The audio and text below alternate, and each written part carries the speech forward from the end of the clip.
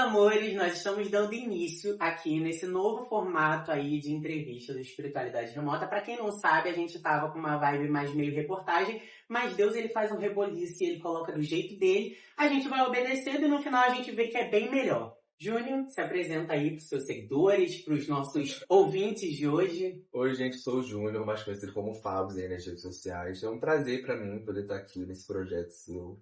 Um projeto de Deus, assim, que tocou muito no meu coração de estar podendo participar aqui. E contar um pouquinho mais de mim, assim, nessa minha caminhada espiritual, nesse meu relacionamento com Deus, assim, que não vem só de agora, né? São muitos altos e baixos aí na minha caminhada. E vai ser um prazer poder estar aqui. Como que é morar aqui em Copacabana? É muito bom. A gente pega as pessoas assim de surpresa nas perguntas pra pessoa já ir se soltando, entendeu? É muito bom poder morar aqui. Acho que tá perto da praia. Eu nunca tive essa experiência de morar sozinho, né? Então, ter essa experiência me fez ter esse mais momento também a sós com Deus. Porque quando você divide seu espaço com outra pessoa, às vezes você tem mais desculpas de não ter esse momento a sós com Deus. Isso é muito engraçado, porque tem uma coisa que eu carrego muito, que ela é algo muito espiritual e bíblica, que a Bíblia diz que do coração procede as saídas da vida.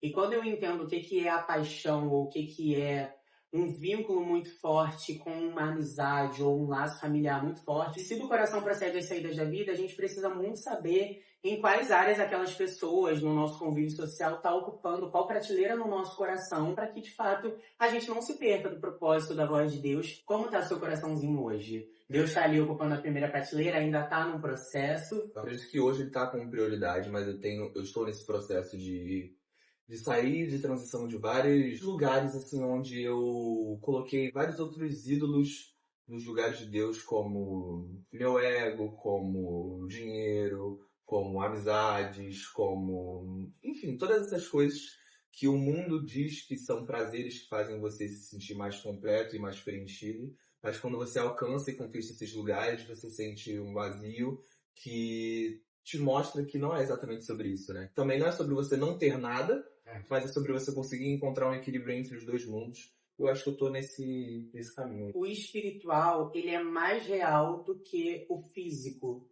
Por exemplo, Deus ele cria a gente do pó da terra, depois ele sopra o fôlego de vida nas nossas narinas, nos faz alma vivente, só que assim, ele já era espiritual. Então, o espiritual já veio antes da gente como físico, sabe? Tem uma parte na Bíblia que diz assim, quando o corpo ele é abatido, a alma, muitas das vezes, ela pode avivar esse corpo. Porque tem gente que está no leito agora, mas é muito melhor do que alguém que está fora de um hospital, sabe? Porque, de fato, tem o seu espírito preenchido. Aí a Bíblia diz assim, mas ao espírito abatido, quem o levantará? É uma pergunta que a Bíblia faz. A gente sabe que a gente encontra essa resposta em Cristo, em Deus.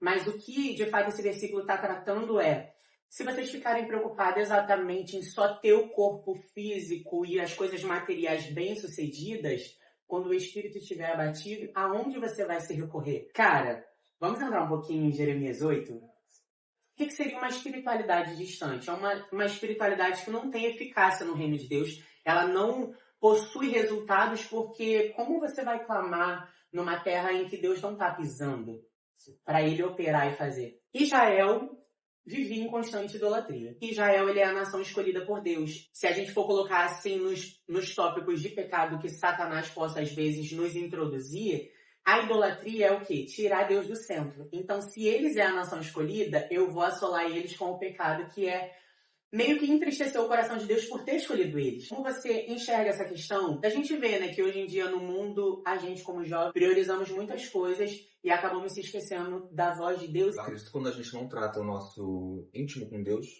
e a gente não trata o nosso ego e o nosso ciclo de amigos, que é algo que influencia muito, né, o ciclo onde a gente está inserido, porque isso diz sobre quem nós somos, a gente entra num ciclo de querer ser, ter poder, e a gente entra numa disputa com coisas e pessoas, um ranking de coisas para você atingir um pódio que não tem um primeiro lugar.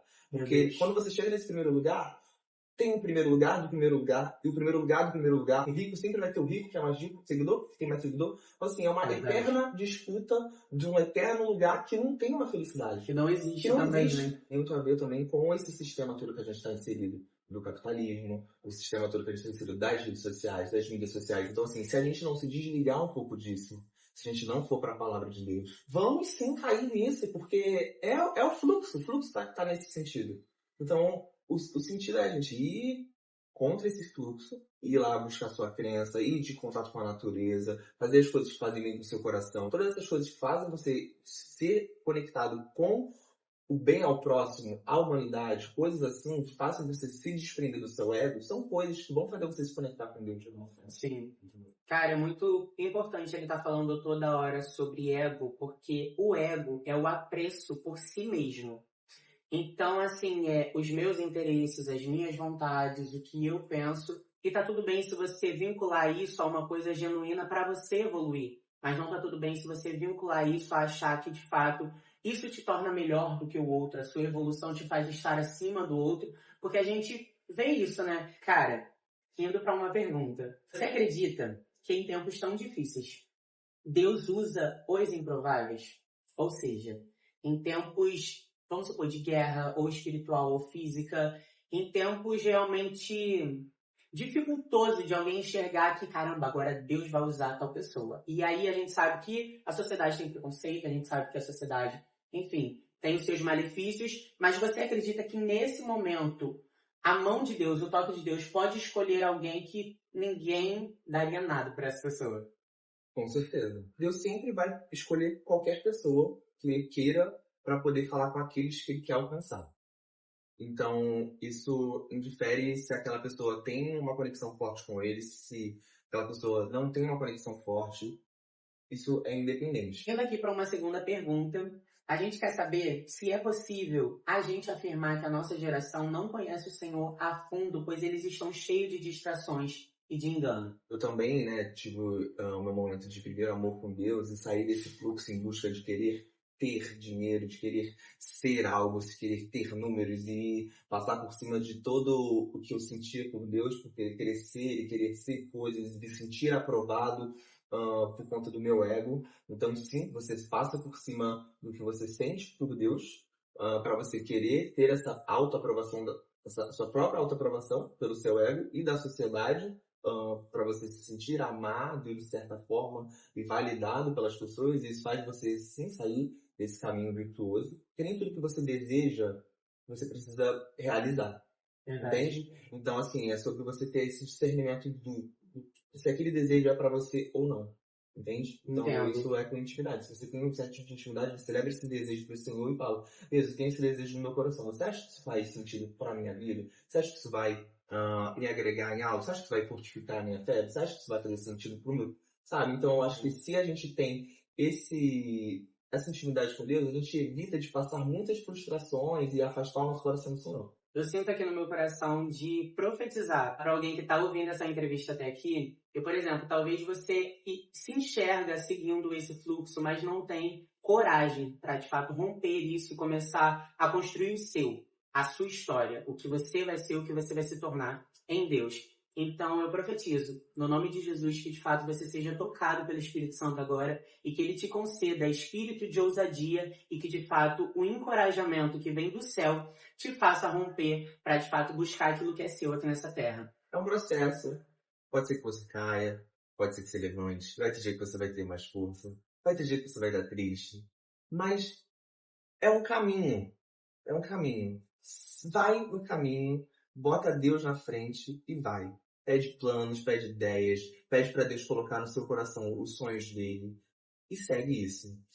Vai dar certo, vai dar certo. Conta pra gente uma experiência na qual Deus ele te impactou, revelando que você estava vivendo uma espiritualidade remota.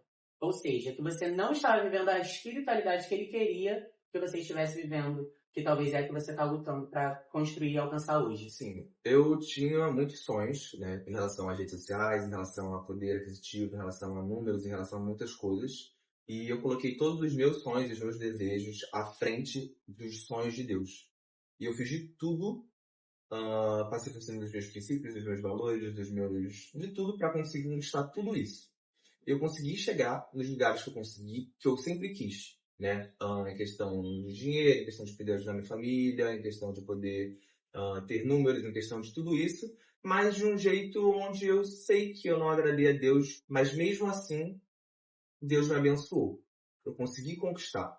mas eu não sentia aquele preenchimento, aquela sensação de, tipo assim, ai, sabe, aquela razão, tipo assim, eu tinha o material, eu tinha os números, Não eu tinha um tinha aquilo, propósito. mas não tinha propósito, eu não via que aquilo que eu conquistei foi transformador na vida de uma pessoa, eu não via que aquilo que eu conquistei fez diferença espiritualmente na vida de uma outra pessoa. E pra mim, dentro da minha vida, aquilo não me preenchia, fazendo sentido para eu querer conquistar mais. Porque quando você conhece o caminho, conhece a verdade, por mais que ele te permita viver outros caminhos, porque te dá o livre-arbítrio, você sente falta daquele propósito no teu coração, tu sente falta da presença de Deus no teu íntimo, tu sente falta de sentir vibrar e a presença do Espírito Santo ali no teu coração. Então aquilo para mim começou a fazer muita falta, por mais que eu tivesse todos aqueles bens materiais e aqueles números, aquilo dali parou de fazer sentido para mim. Desde já, se inscrevam aí no canal, curtam o vídeo, comentem muito e corram pro Instagram. Vai estar aí pelo nosso feed, joguem nos stories de vocês e estejam nos marcando para que a gente possa reconhecer o rostinho de vocês,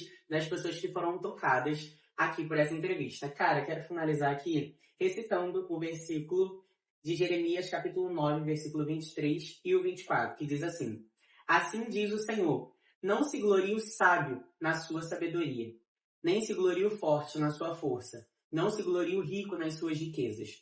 Mas o que tiver que se gloriar, glorie-se nisto, em me conhecer e saber que eu sou o Senhor, que faço beneficência, juízo e justiça na terra, porque destas coisas eu me agrado. Obrigado.